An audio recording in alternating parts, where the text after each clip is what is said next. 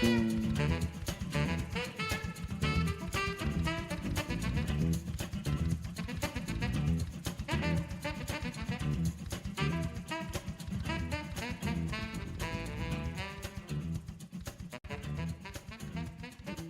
to our Friday live stream this week in Cannabis News, powered by Dutchie, for Friday, September 12th, 2025.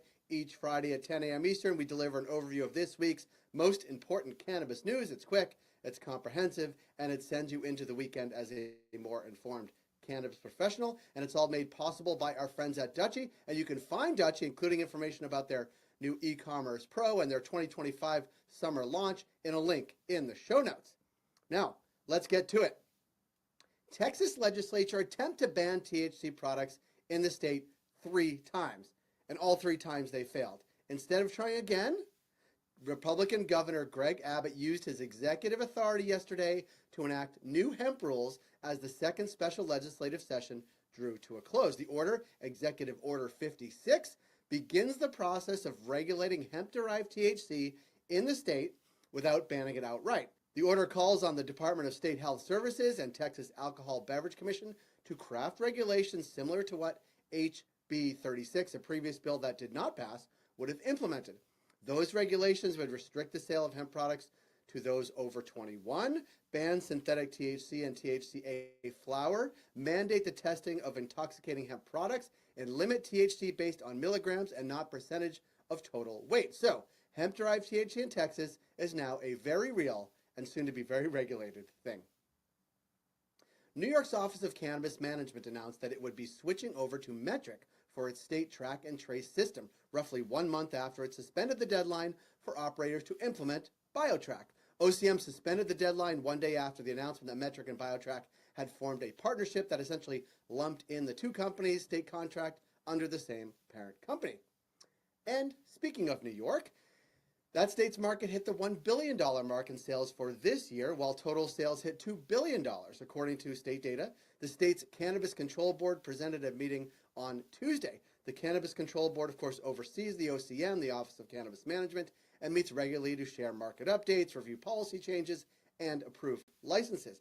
Despite lawsuit after lawsuit after lawsuit after lawsuit, which jammed up New York's cannabis rollout, New York has managed to roll out a cannabis market where sales continue to soar. And we're going to stay in New York yet again, and we're going to come back to it as well. The Empire State Green Standard Alliance, the GSA, officially launched as New York's first statewide consumer advocacy group for cannabis this week. The organization aims to improve safety, transparency, and education for consumers while addressing key issues like mislabeled products, high prices, limited retail access, and, importantly, confusion around what is legal. It's just kind of a standstill. Those are the words of Representative Dina Titus, a Nevada Democrat and co-chair of the Congressional Cannabis Caucus. She said that at an event at the University of Nevada, Las Vegas on Friday regarding federal rescheduling. You don't know what to expect, Titus said, while Trump pushed rescheduling on the campaign trail. His comments while in office on the issue have been vague and fairly non-committal, but she said now he promised a lot of things during that campaign that haven't happened. This week, our partners at Little Earth shared their list of giants of the Empire State cannabis market. These New York-born category-leading brands collectively account for more than 30% of units sold across the state in 2025. Many of them produce and sell products in 3 or more categories. Most of these companies were the very first producers in the state and have maintained their top position throughout New York's challenging rollout. You'd be hard-pressed to find a retailer, according to Little Earth, in any region of the state who is not stocking most of these brands. And which of these brands has a shot at becoming a national or regional brand outside of New York? We shall see. And how much longer will the New York-born and bred brands dominate the top of the charts? Only time will tell. And we'll be here to share Little Earth's insights along the way. And for more, also this week, we had Rick Bashkoff. He's the CEO of Little Earths on Cultivated Live to learn about how brands, retailers, and industry insiders are using Little Earth's data to be smarter. Have a quick listen.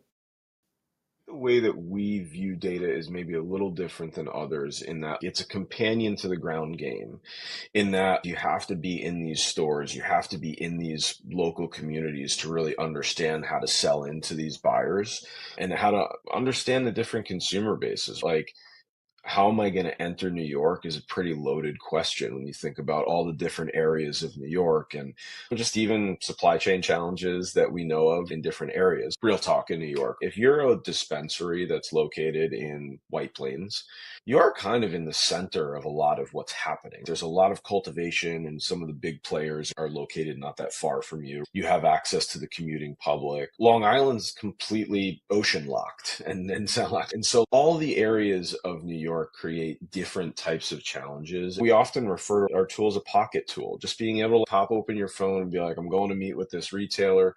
Let me take a look at the 4 or 5 closest stores. I want to see who the brands are that are moving through, at what price point, what kind of subcategories seem to be over indexing here. This is all stuff that you can pick up in our app in like 10 to 15 minutes, right? And so I think that's where we've tried to focus our development is how can we just answer questions about the market? Because that's the reality of how data becomes a problem solver.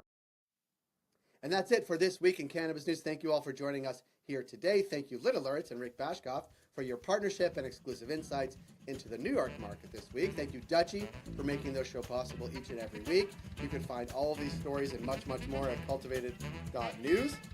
We'd also love for you to follow us on LinkedIn and YouTube if you're watching us there right now. Check back next Friday at 10 a.m. Eastern, right here for This Week in Cannabis News, powered by Dutchie. Have a good and safe weekend, everybody.